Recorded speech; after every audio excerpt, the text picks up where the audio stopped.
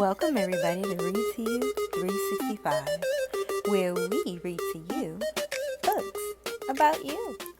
Hey young scholars, I'm Sharae Moultrie and I'm an actor and singer. Today I'll be reading a book called Amazing Grace by Mary Hoffman and Caroline Binch. This book is about a little girl named Grace who loves to tell stories and play dress up. And I chose this because, like Grace, I also love to tell stories on stage and to play different characters. Here are some words to remember as we read our story. Audition, showing your talent, even when you're nervous. Adventure, trying something new and brave. Imaginary, something powerful you create in your mind. But first, let's look at all the pictures. Amazing Grace by Mary Hoffman and Caroline Binch. Grace was a girl who loved stories. She didn't mind if they were read to her or told to her or made up in her own head. She didn't care if they were in books or movies or out of Nana's long memory. Grace just loved stories. After she heard them, and sometimes while they were still going on, Grace would act them out, and she always gave herself the most exciting part. Grace went into battle as Joan of Arc and wove a wicked web as Anansi the spider. She hid inside the wooden horse at the gates of Troy. She went exploring for lost kingdoms. She sailed the 7 seas with a peg leg and a parrot. She was Hiawatha sitting by the shining big sea water, and Mowgli in the backyard jungle. Most of all, Grace loved to act out adventure stories and fairy tales. When there was no one else around, Grace played all the parts herself. She set out to seek her fortune with no companion but her trusty cat, and found a city with streets paved in gold. Or she was Aladdin, rubbing his magic lamp to make the genie appear. Sometimes she could get Ma and Nana to join in when they weren't too busy.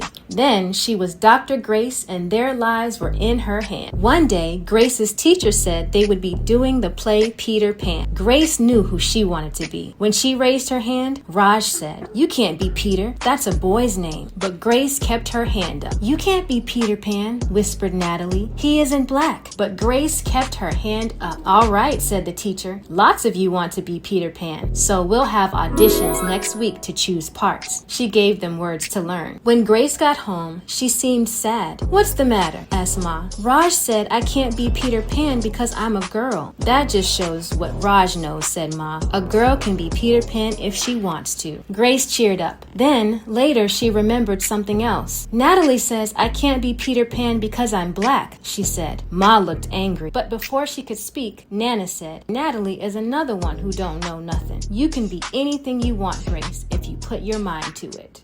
On Saturday, Nana told Grace they were going out. In the afternoon, they caught a bus and train into town. Nana took Grace to a grand theater. The sign outside read, "Rosalie Wilkins in Romeo and Juliet in sparkling lights." "Are we going to the ballet, Nana?" asked Grace. "We are, honey. But first, I want you to look at this picture." Grace looked up and saw a beautiful young ballerina in a tutu. Above the dancer, it said, "Stunning new Juliet." "That one is little Rosalie from back home in Trinidad," said Nana. "Her granny and me, we grew up together on the island.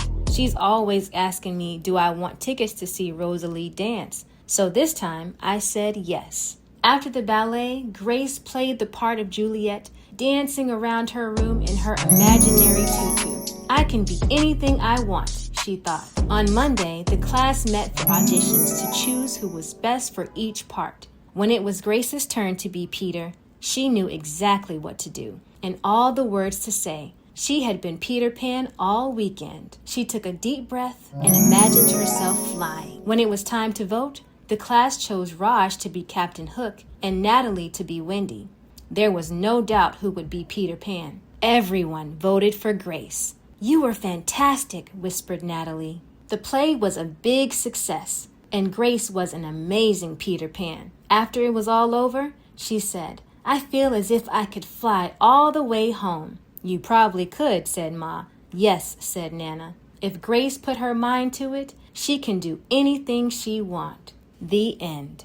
Add this book to your home library by clicking the link in the description. Wasn't that a great story? Big thank you to our guest reader today. Sharae, you're amazing. And thanks to all of you for listening in. Come back again next time for more read-alouds here on Read to You 365. And for more stories, games, and free giveaways, visit our website at readtoyou365.com. I love you. Thanks for watching. This is a CJT production.